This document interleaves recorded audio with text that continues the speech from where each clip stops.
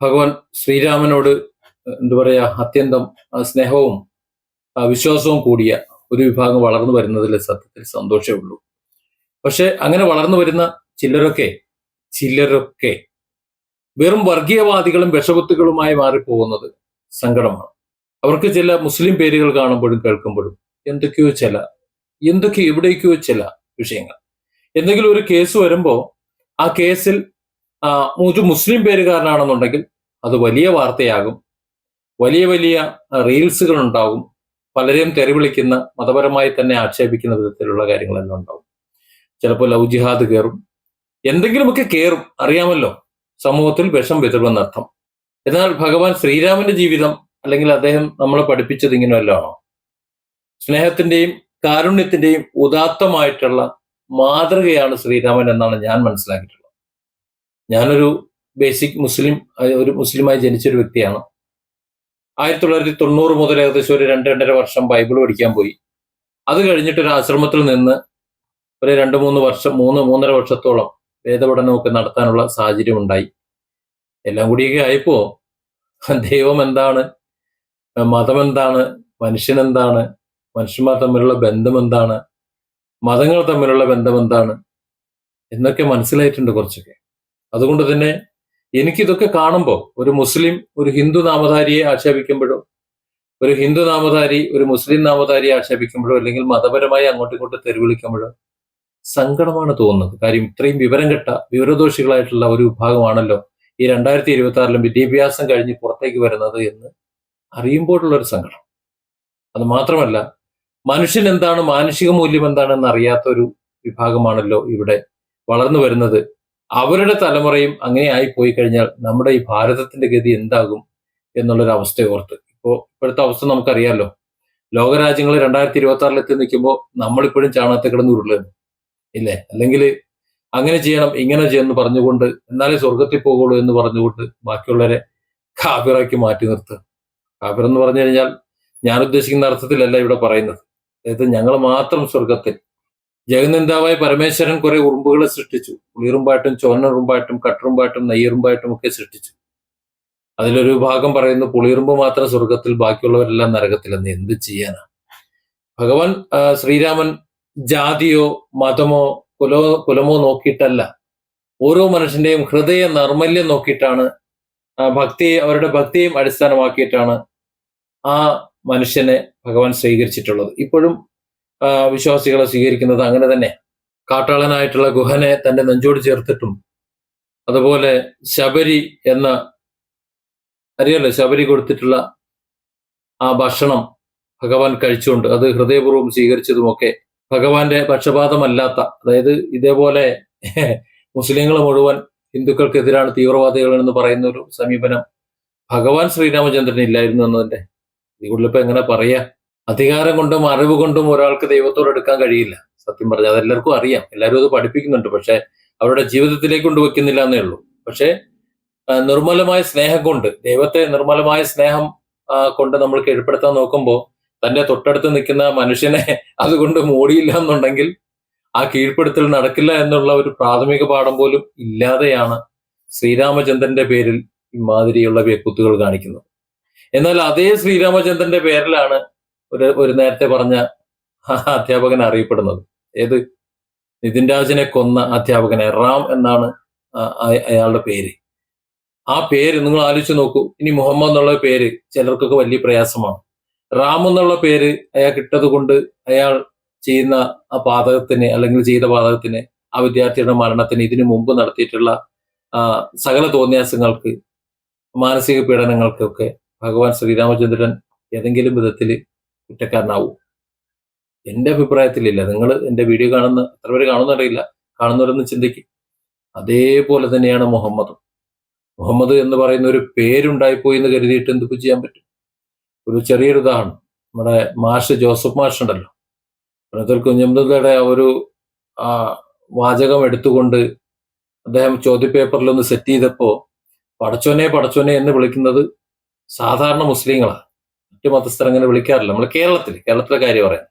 കേരളത്തിന്റെ പുറത്ത് പടച്ചോനെ ആരും വിളിക്കാറില്ല. അപ്പൊ പടച്ചോനെ എന്ന് വിളിക്കുന്ന മുസ്ലിങ്ങളായതുകൊണ്ട് അദ്ദേഹത്തിന് ഈ മുഹമ്മദ് എന്നുള്ളൊരു പേരാണ് വന്നത്. പെട്ടെന്ന് അദ്ദേഹത്തിന്റെ ഓർമ്മ വന്നത്. പിന്നെ പേര് മുഹമ്മദ് ആയിക്കളയാം എന്ന് കരുതിയിട്ട് ഒരു നിർദ്ദോഷമായിട്ടുള്ള ഒരു വാചകം എഴുതിയതിന് അദ്ദേഹത്തിന്റെ കൈപ്പത്തി കാല് വെട്ടി അദ്ദേഹത്തിന്റെ കുടുംബം പോലും എന്താ പറയാ നാശമാക്കി കളഞ്ഞ, വഴിയാധാരമാക്കി കളഞ്ഞ ഒരു കുടുംബത്തിൽ എന്തൊക്കെ ചെയ്യാൻ പാടില്ല അതൊക്കെ ചെയ്ത് അങ്ങനെ എന്താ പറയാ മതത്തിന്റെ വക്താക്കളായി മാറിയ കുറെ ഭീകരവാദികളെ നമ്മൾ ആരും മോശക്കാരല്ല.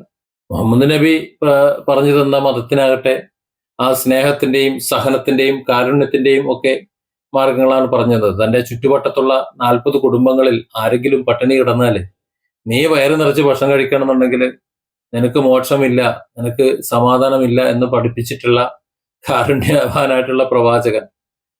ദൈവം അങ്ങനെയാണ് നമ്മളെ സൃഷ്ടിച്ചിട്ടുള്ളത് എന്ന് പറഞ്ഞു തന്ന പ്രവാചകൻ. ആ പ്രവാചകന്റെ പേരിലല്ലേ പലരെയും ആക്ഷേപിക്കുന്നത്. ഈ റാം എന്നൊരു പേരായതുകൊണ്ട് അയാളിപ്പോ രക്ഷപ്പെട്ട് നിൽക്കുകയാണ് സത്യത്തിൽ. ആ റാം എന്നുള്ള സ്ഥാനത്ത് വല്ല മുഹമ്മദോ മുസ്തഫയോ ഒക്കെ ആയിരുന്നെങ്കിൽ ഈ കൊലപാതകം എങ്ങനെയൊന്നും അല്ല അറിയപ്പെടുക. വലിയ ഭീകരമായിട്ടുള്ള വാർത്തകളായിരിക്കും വരിക. അത് ഒരല്പം കടന്ന കൈയാണ്. ഒരു മതത്തിന്റെയും ഒരു വക്താക്കളും തീവ്രവാദത്തിലേക്ക് ആരെയും കൊണ്ടുപോകണില്ല. എന്നാൽ തീവ്രമായ ചിന്താഗതിയോടെ ചിലരുടെ എന്താ പറയാ പൊളിറ്റിക്കൽ റിലേഷൻ അത് തലയിലങ്ങോട്ട് കയറിയിട്ട് ചിലർക്ക് വേണ്ടിയിട്ട് ചിലർ ചാവാനും കൊല്ലാനും വേണ്ടി നടക്കുമ്പോൾ അതിനെ യഥാർത്ഥ വിശ്വാസികൾ, അത് ഹിന്ദു വിശ്വാസികളായാലും ഇസ്ലാം വിശ്വാസികളായാലും ഏത് വിശ്വാസികളായാലും അവരെ ഒന്നടങ്കം ആക്ഷേപിക്കുന്നത് ശരിയാണോ?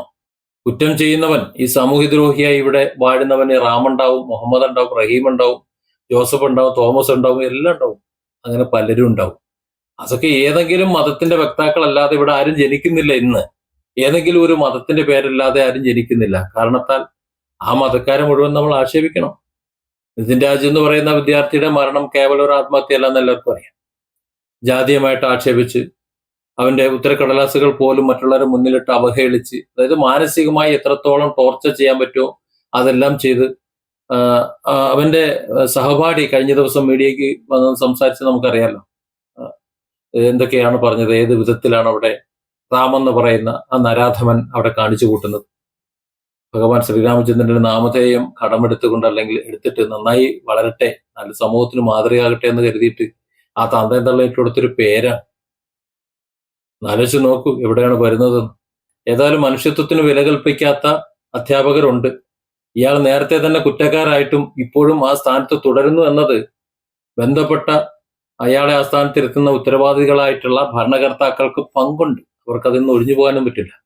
കേവലം കേസെടുത്ത് അയാളെ എന്തെങ്കിലും ചെറിയ ശിക്ഷാ നടപടികൾ അല്ലെങ്കിൽ പേരിന് വേണ്ടി സ്ഥലമാറ്റമോ മറ്റോ എന്തെങ്കിലും കൊടുത്തിട്ടൊന്നും ഒരു കാര്യമില്ല. കാരണം മരണപ്പെട്ടു പോയവർക്ക് അവർക്ക് നഷ്ടപ്പെട്ടത് ഈ ലോകത്തെ അവരുടെ ജീവിതമാണ്, ഏക ജീവിതമാണ്. ഞാനും നിങ്ങളും അടങ്ങുന്ന മനുഷ്യവർഗമുണ്ടല്ലോ, മനുഷ്യവർഗം ഇവിടെ നമ്മൾ ജനിച്ചു, നമ്മൾ പരസ്പരം തെറി വിളിക്കുന്നു അല്ലെ, സ്നേഹിക്കുന്നു, എല്ലാം ചെയ്യുന്നുണ്ട്.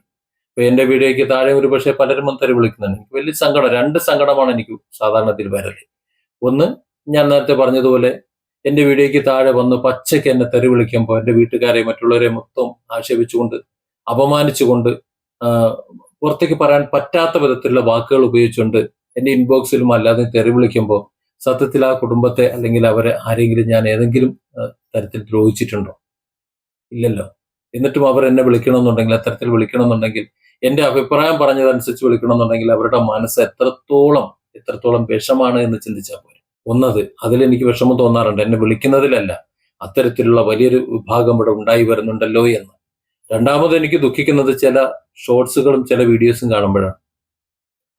ആരെങ്കിലും സഹായിക്കുന്ന, അതായത് ഇപ്പൊ ഇന്ന് ഞാൻ കണ്ട ഒരു വീഡിയോ, ആ വീഡിയോയിൽ ഒരു പെൺകുട്ടി 3 കുട്ടികളുമായിട്ട് വന്ന്, അത് ആക്റ്റൊന്നുമല്ല, റീൽസിന് വേണ്ടി ഉണ്ടാക്കിയതല്ല, ആരോ ഒരു 5000 റുപ്യന്റെ ചലഞ്ചും കൊണ്ട് ചെല്ലാം എന്ന് പറയുന്നത്, ഞങ്ങൾ ഭക്ഷണം കഴിച്ചിട്ടില്ല, എന്റെ 3 കുട്ടികളും പട്ടിണിയില്ല, വാടക കൊടുക്കാത്തതുകൊണ്ട് വീട്ടുകാർ അവിടെ നിന്ന് ഇറങ്ങണമെന്ന് പറയുന്നുണ്ട്, ഭർത്താവ് ഉപേക്ഷിച്ച് പോയതാണ്, ആ ഭർത്താവിനോടൊപ്പം ഇറങ്ങി വന്നു എന്നൊറ്റ കാരണം കൊണ്ട് ബന്ധുക്കളും പള്ളി കമ്മിറ്റി ഉപേക്ഷിച്ചിട്ട്. എനിക്ക് മനസ്സിലാകാത്തത് പള്ളിക്കുറ്റി ഏത് തന്തയുടെ തറവാടാണെന്ന് എനിക്ക് മനസ്സിലായില്ല.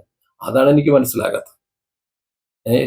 സമുദായത്തിൽ നിന്ന് പുറത്താക്കി എന്നൊക്കെ പറയും, ദീനുൽ ഇസ്ലാമിൽ നിന്ന് പുറത്താക്കാനായിട്ട് അങ്ങനെയുണ്ട് കുറെ എണ്ണം, മതമെന്തെന്നറിയാത്ത കുറെ മരപ്പട്ടികൾ അങ്ങനെയുണ്ട്. അത് പറയാതിരിക്കാൻ നിവൃത്തിയൊന്നുമില്ല. ഏതായാലും അവർക്ക് ഭക്ഷണം വാങ്ങിക്കൊടുത്ത് അവർക്ക് എന്തെങ്കിലുമൊക്കെ ചെയ്തു കൊടുക്കുന്ന, എന്തെങ്കിലുമൊക്കെ നമ്മൾ കാണാതെ ചെയ്തു കൊടുത്തിട്ടുണ്ടാവും. ഈ ചെയ്യുന്ന ദാനമായിട്ട് പുറത്ത് പറയാത്ത ആൾക്കാർ, അവരൊക്കെയാണ് ശരിക്കും രാമന്റെയും മുഹമ്മദിന്റെയും ഒക്കെ പാത പിൻപറ്റുന്നവർ. അത്തരത്തിലുള്ള സംഭവങ്ങൾ കാണുമ്പോൾ എന്റെ കണ്ണ് നിറയാറുണ്ട്, സന്തോഷം കൊണ്ട് കണ്ണ് നിറയാറുണ്ട്. അതുപോലെ അവരുടെ അവസ്ഥ ആ അവസ്ഥയിൽ നമ്മളൊക്കെ ജീവിക്കുന്നത് സ്വർഗത്തിലാണല്ലോ എന്ന് ചിന്തിച്ചുകൊണ്ട്, ആ വിധത്തിലാണല്ലോ എന്ന് ആലോചിച്ചുകൊണ്ട് നമ്മുടെ മക്കളൊക്കെ ജീവിക്കുന്ന അവരുടെ ആ സുഖാവസ്ഥയെ ആലോചിച്ച് കണ്ണ് നിറയാറുണ്ട്. ഈ രണ്ടവസ്ഥയിൽ എനിക്ക് കണ്ണ് നിറയാറുണ്ട്. ഏതായാലും എൻ്റെ മകന്റെ പ്രായം ഇല്ല നിതിൻ രാജിന്. അവന്റെ മരണത്തിൽ അഗാധമായി ദുഃഖിക്കുന്നുണ്ട്. അവൻ മാത്രമല്ല, സിദ്ധാർത്ഥുണ്ട്, ഷഹബാസ് ഉണ്ട്, അങ്ങനെ ഒത്തിരി ഒത്തിരി പേർ. ഇത്തരം ക്രൂരന്മാരായിട്ടുള്ള ആൾക്കാർ, യഥാർത്ഥത്തിൽ ക്രൂരത കാണിക്കുന്നവർ യഥാർത്ഥത്തിൽ ശിക്ഷിക്കപ്പെടുന്നില്ല. അവരൊക്കെ രക്ഷിക്കപ്പെടാണ്. അവരെയൊക്കെ സംരക്ഷിക്കപ്പെടുന്നത് കൊണ്ടാണ് വീണ്ടും വീണ്ടും ഇത് ആവർത്തിക്കുന്നത്. ഇല്ലെങ്കിൽ ഈ പറഞ്ഞ റാം എന്ന് പറഞ്ഞ ആ പരമദ്രോഹി ആദ്യം ഇതുപോലെ ചെയ്തിട്ടുണ്ടെന്നാ പറയുന്നതിന് മുമ്പ് പലരും പരാതി കൊടുത്തിട്ടുണ്ട്. ഇപ്പൊ സീനിയർ സ്റ്റുഡന്റ് പറയുന്നത് കേട്ടു, പരാതി കൊടുത്തിട്ടുണ്ട് എന്ന്. ആ പരാതി പോലും മൈൻഡ് ചെയ്തിട്ടില്ലല്ലോ. അത് യഥാസമയം പരിഗണിച്ച് ഇയാൾക്ക് പണിഷ്മെന്റ് കൊടുത്തിരുന്നെങ്കിൽ നിതിൻ രാജിന്റെ ജീവനും മറ്റുള്ളവരുടെ ജീവിതവും ഒക്കെ നേരെ നിന്നേനെ.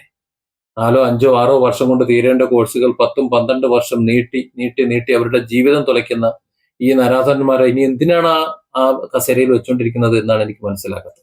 കേസൊക്കെ എടുത്തിട്ടുണ്ട്, അറിയാം ഇനി എന്താണ് സംഭവിക്കുന്നത്. വലിയ പിടിപാടുള്ള ആരെങ്കിലും ഒക്കെ ആണെന്നുണ്ടെങ്കിൽ ഈ വിദ്യാർത്ഥി അവിടെ പഠിക്കാൻ പാടില്ലായിരുന്നു എന്നായിരിക്കും വിധി വരിക. Different angles. Don't forget to subscribe and support this channel.